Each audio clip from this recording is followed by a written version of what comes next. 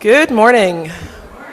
Welcome to the Unitarian Universalist Congregation of Princeton, where in our welcoming community we live our life of hope, love, justice, and joy. I am obviously not Reverend Bill Neely, because the young adults of UUCP are taking over this service for our Halloween celebrations.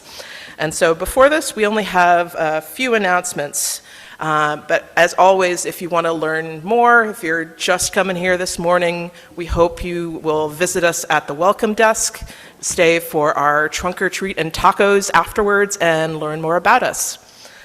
So we have a couple announcements this morning.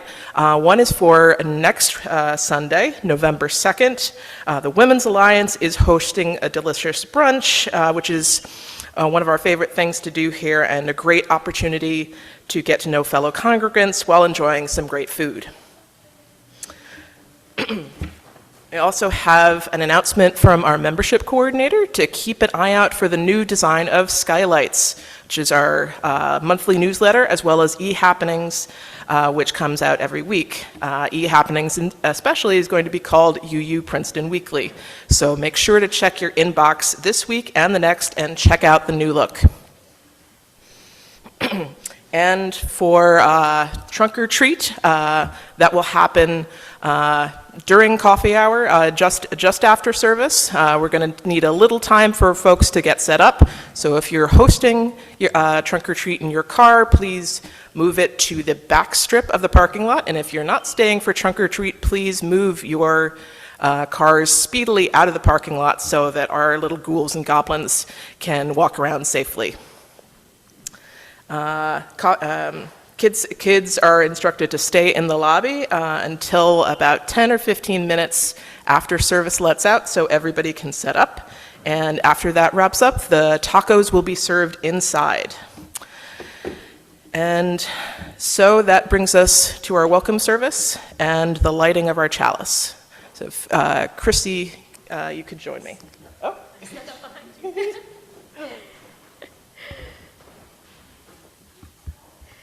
Fairy tales do not give the child his first idea of a bogey. What fairy tales give the child is his first clear idea of the possible defeat of a bogey. The baby has known the dragon intimately ever since he had an imagination. What the fairy tale provides for him is a St. George to overcome the dragon. G.K. Chesterton. And now, if you'll join in our unison affirmation, printed in your order of service. Folk in those stories had lots of chances of turning back, only they didn't, because they were holding on to something, that there's some good in this world and it's worth fighting for. This is a spoken word poem that I did not write. It's by a poet named Fleecy Malay, and it's called Witches. In the past, they burned us because they thought we were witches. Just because we knew what to do with herbs outside of the kitchen, because we knew how to dance, how to seduce, how to pray, because we moved with the cycles of the moon. In the past, they burned us because they knew that we were witches. So now we cast spells with our mouths, pieces of our hearts spill out. It is incredible the power of a woman who is not afraid to say no. No, we won't sit any longer while you ponder rights, on our right to give or to not give life, on our rights to make another woman our wife, on our rights to be safe, to get paid an equal wage, to have a voice in a place where we might make a change. It is incredible the amount of ways they have tried to keep us small. If they could have, they would have burned us all. But they couldn't with fire, so they did it with words, laid down laws to determine the amount of our worth. They kept us in contracts, they separated our circles, erased us from pages, and made labor-saving devices our saviors. It is incredible how quickly knowledge can fade, how much effort was invested to lead us astray, but we will not come quietly. We will open our mouths and let our spells spill out, cast poetic prayers into the night so that every woman can hear the howl of her sister's delight, reminding her that her voice deserves to be heard. Let her jaw drop. Let her shame stop. Let her body scream under the self-pleasure of what it means to be a woman who can speak freely. Because, you see, words, they carry meaning. They have fooled us for so long to think that no means yes, so much so that I'm almost impressed, except I finally discovered that they're right. So I've claimed back that no as mine, because every no I throw against their forces is another yes I retain for my own self-worth. It is a spell cast for my own protection. It is incredible, the power of a woman who is not afraid to say no. And this old witch, I'm done with broomsticks. I'm done with know your place. This witch knows that some knowledge just won't fade, that every woman is my sister. Through the hubble and the bubble and the toil and the trouble, we grow stronger when we cast our spells together. We entered the fire, now we rise from the ashes, and we are holding our candles and we are lighting our matches until the night becomes lighter and our voices can grow, because we have remembered we are witches and we have learned to say no. All right. Hi, everyone. For many here, I'm a new face, but even if we've spoken briefly, you probably know that I'm a huge fan of Stephen Sondheim. So one of my favorite musicals by him is Into the Woods. Written in the 1980s, it weaves together a few familiar fairy tales. Little Red Riding Hood, Jack and the Beanstalk, Rapunzel, Cinderella, and there are others as well. So in it, Little Red is portrayed as sassy, hungry, not easily frightened. She's convinced she doesn't need anyone's help to get to her grandmother's house. She sings, "The path is straight, the light is good. I have no fear, nor no one should." She's been there many times, and her red cape gives her that little spark of security, a reminder that she's brave enough to go into the woods and give her bread to grandmother. Of course, things don't go as planned. She meets the wolf, who charms her into revealing where her grandmother lives. She would probably fall prey to every phishing scam in today's world. The wolf ends up devouring her, cape and all, but it's a musical, so we get a happy ending. The baker saves her by slaying the wolf. And afterwards, Little Red reflects on what she's learned. Do not put your faith in a cape and a hood. They will not protect you the way that they should. That's the point, isn't it? The costumes don't always protect us, but they help us show up in places where we might otherwise not dare to go. Lately, I've been thinking about what it means to show up, especially to protest, and when it becomes necessary to put on a mask or even a costume. We hear about drones using facial recognition. We hear about people being doxxed and their employers letting them go to avoid the wrath of an online mob or a watchful government. Speaking up, using your real name, signing your name to a petition, that becomes riskier. And yet people still make their voices heard. In Portland, people wore giant inflatable animal costumes to show up to an ICE protest to conceal their identities. In Chicago, demonstrators wore masks, hats, sunglasses, showing up even when the world felt unsafe. This isn't new. For as long as there have been oppressive powers, there have been brave people finding a way to hide in plain sight. Anonymous protesters wore their Guy Fawkes masks as an armor. And in China, the protester on Sitong Bridge dressed as a construction worker in fluorescent yellow and highlighter orange to blend in just long enough to get on a bridge and unfurl a banner that called for freedom. He was later arrested, but that costume allowed him to show up. So while this week and throughout Halloween, similar to you, I'll be donning my mask and dressing up as someone else, RBG today, and yes, and Anna from Frozen tomorrow. After it's over, I'll be looking for costumes that help me show up more as myself. That self is not completely devoid of fear, but it's willing to show up anyway.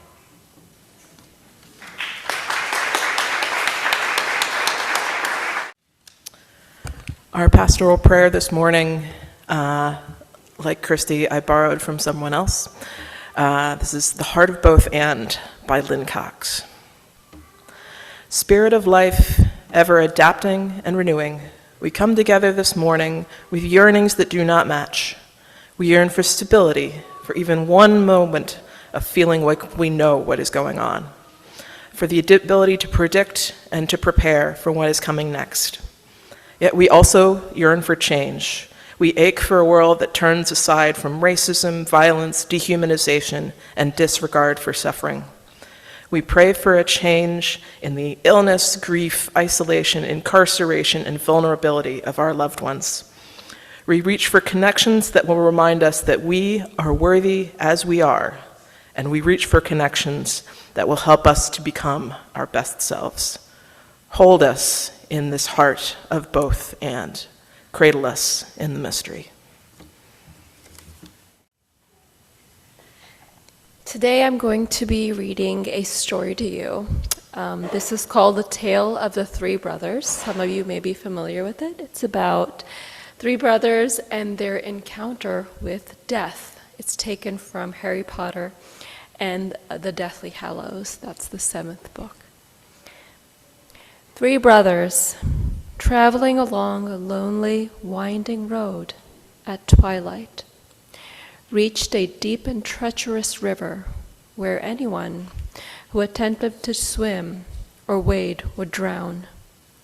Learned in the magical arts, the brothers conjured a bridge with their wands and proceeded to cross. Halfway through the bridge, a hooded figure stood before them. The figure was the enraged spirit of death, cheated of his due. Death cunningly pretended to congratulate them and proceeded to award them with gifts of their own choosing. The eldest brother, a combative man, asked for a wand more powerful than any in existence. Death granted his wish by fashioning the elder wand from a branch of a nearby elder tree, standing on the banks of a river. The second brother, an arrogant man, chose to further humiliate death and asked for the power to recall the diseased from the grave. Death granted his wish by crafting the resurrection stone from a stone picked up from the river bank. The third and youngest brother, who was the most humble and wise, did not trust death and asked for something to enable him to go forth without death being able to follow.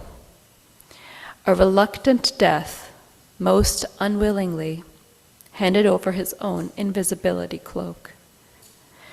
The three brothers took their prizes and soon went on their separate ways.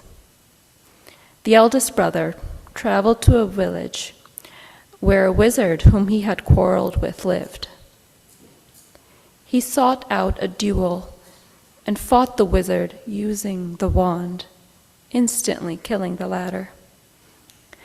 Leaving his enemy dead upon the floor, the eldest brother walked to an inn not far from the dueling site and spent the night there. Taken by his conscience and lust for the elder wand's power, the eldest brother boasted of this wand, gifted by death, and his own invincibility. That night, an unknown murderous wizard crept up to the eldest brother as he slept, drunk from wine. The wizard stole the wand, then murdered the oldest brother by slitting his throat for good measure. That was when death took the first brother for his own. The middle brother returned to his home where he lived alone, turning the stone thrice in his hand. The figure of the girl he had once hoped to marry before her untimely death appeared at once before him, much to his delight. Yet she was sad and cold, separated from him as by a veil. Though she had returned to the mortal world, she did not truly belong there and suffered. Finally, the middle brother, driven mad with hopeless longing, died by grief. Finally, he was able to truly join her. That was when Death took the second brother for his own. Death searched for the youngest brother as years passed, but never succeeded. It was only when the third brother reached a great age, he took off the cloak of invisibility and gave it to his son. Greeting Death as an old friend, they departed this life as equals.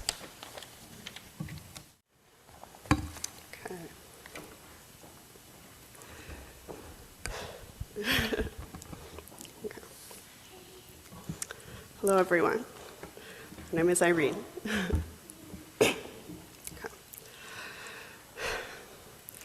The blurb for today's service talks about how dressing up can help us practice confidence, how wearing a costume can be like putting on armor and allow us to be braver, allow us to face our fears.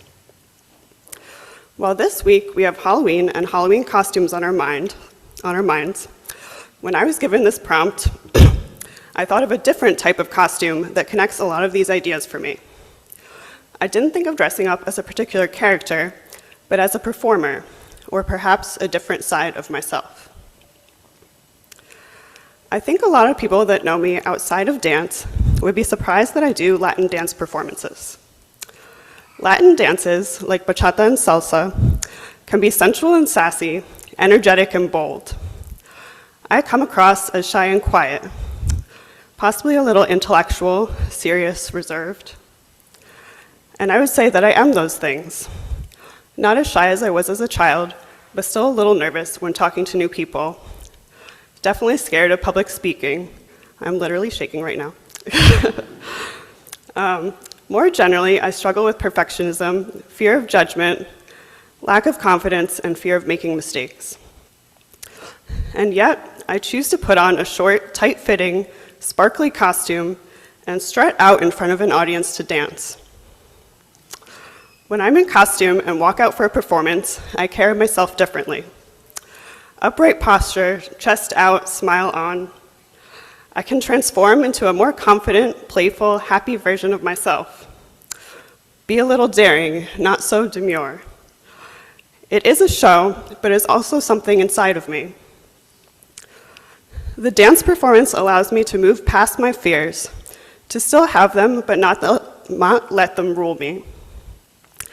I keep performing even though the perfectionist in me sees all the room for improvement in technique. I keep performing despite going out in front of audiences and getting briefly lost, or slipping on the slick floor, or getting off time on a move or two. Even with mistakes, the show goes on. In some areas of my life, like work, relationships, or even major life goals, I think I let perfectionism and fear of making mistakes hold me back or drastically slow me down. In dance, I'm more able to try my best for each performance and then know I can keep going, keep practicing for the next performance or routine, and enjoy the journey. It's a mentality that I can strive to more broadly incorporate in my life. I do think the costume is part of what allows me to shift my mentality, to push my regular fears farther back and act a little differently than normal.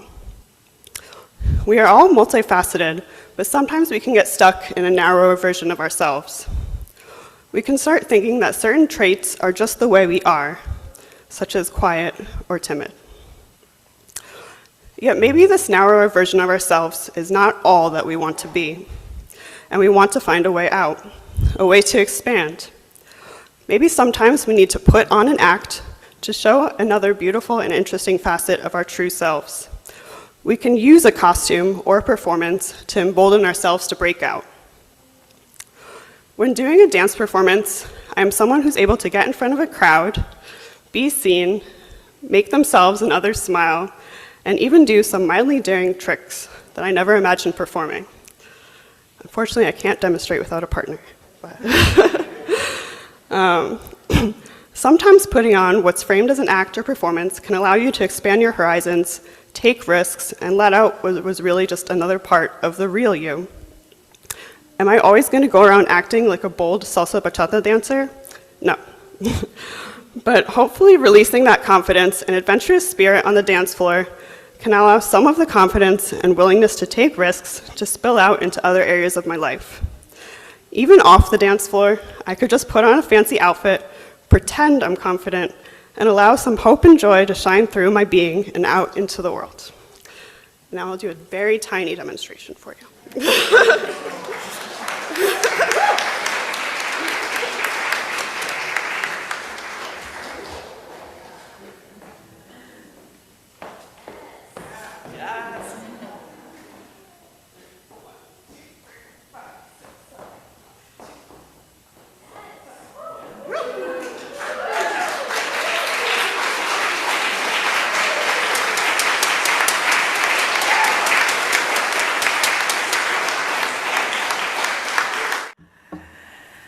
So, like a lot of my stories, this one starts in a movie theater, and I can't believe it's almost 25 years ago now that this story took place. The three of us in mid-level seats in the Princeton Garden movie theater. We, my mother and my younger brother, were watching Peter Jackson's movie, The Fellowship of the Ring, Lord of the Rings. It had been a formative text from my mother, but I had no idea going in really what to expect, and I think she didn't either. Because that trilogy, The Hobbit, and the rest of Tolkien's world had been so important to her, she was probably managing her expectations. It was rarer then, and even rarer now, that you got to go into something truly unspoiled. So by the time several hours in, where Gandalf stands his ground for the Fellowship, there I was, sobbing audibly. Emotionally rattled in a way I hadn't expected, although my mother will always joke about how soft I am, that I started crying at cartoons at age 4 and have never stopped. But that day, she just leaned over, nudged my arm, and whispered in my ear, "If you strike me down, I shall become more powerful than you can possibly imagine." Different wizard, brown robes instead of gray, off in another galaxy long, long ago and far, far away. But my mother's words were magic that day, nonetheless. And in that frightening winter of 2001, us teenagers could use a little magic. Some stories that told us to keep going, even when everything seemed lost. Stories that reminded us of the dangers of power as its own virtue. Stories that made us believe, even for a moment, that the kindness and loyalty of a Sam Gamgee could change the course of the future. There's a truism that goes, good writers borrow from better ones, and no one over the last 50 years has borrowed better than George Lucas. So there's a little chicken and the egg in there with my mother quoting Obi-Wan Kenobi while we watched Gandalf fall. Tolkien influenced and is still influencing several generations of writers in the way he built his world, founding a setting that can feel fantastic and intimate at the same time. But as he would also probably demur humbly, that's because Tolkien intentionally stood on the shoulders of the ancients as well. He was working through the foundational hurt of the Great War and chose to find solace in stories there too. His worlds feel lived in and relatable, because he borrowed what he loved in the Norse Eddas and the sagas, and he combined those elements with what he learned in blood and tears with his friends in the trenches of France. I wish the ring had never come to me. So do all who live through such times, but that is not for them to decide. Frodo gets that quiet moment of vulnerability after it is far, far too long down the road to turn back. And if that line hit loudly for me as a teenager, in middle age, the feeling has been turned up several decibels. Because the wish itself is understandable. And if Frodo was alone in the wild, without the support of friends and compatriots, he might well have given up. But Frodo isn't alone. He chooses to keep going exactly because he has friends at every turn. He chose to carry this terrible responsibility because ethically he knew it was the right thing to do. However, as he himself said, Frodo wouldn't have gotten far without Sam. And the older I get, the more I wonder about all of the people in Tolkien's life who must have inspired Sam Gamgee. We can't all imagine ourselves doing psychic battle with a malevolent bit of jewelry or a dark lord. But I'm pretty sure we could name a time when a friend was grieving, and while we knew we couldn't fix it, we could make them some food, maybe even potatoes. We can remember a time when we weren't quite certain what the end would be in a friend's new project or a family member's business venture, but we were going to stick with them anyway. Joseph Campbell, in a lifetime of scholarship, thrived in making things like this, making the implicit explicit, putting names to the tropes and the turns that have been told 1,000 times over, often now called the hero's journey. But hero to me implies being separate, being apart, being something more than human, as you can read in 1001 young adult novels structured around the chosen one. And that's a great trope when you're 14 or 15, trying to form your own identity, figuring out your own spark of divine fire. I still love a good chosen one narrative, don't get me wrong. However, as I've explained to several good municipal librarians, a lonely, tortured special being doesn't cut it for me anymore. When I choose a new mystery novel series, for instance, I tend now to prefer those that promise a band of quirky misfits, a family, chosen or otherwise, who helps a Falco or a Shardlake or a Miss Hetty Wainthropp save the day. Give me my brave stories, give me success against overwhelming odds, give me humanity explored against the weirdest and wildest fantasy allegories that the brain has to offer. But give me the five-man band above all.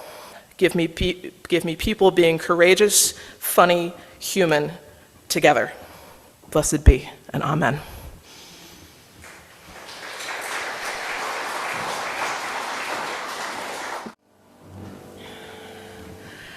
And as we extinguish our chalice, its light remains with us until we gather again. Go forth grateful for the moments before you, the breath within you, the people among you, and Spirit guiding you toward lives of greater love, beauty, and kindness. And as the Reverend Wayne Arneson says, take courage, friends. The way is often hard, the path is never clear, and the stakes are very high. Take courage, for deep down there is another truth. You are not alone.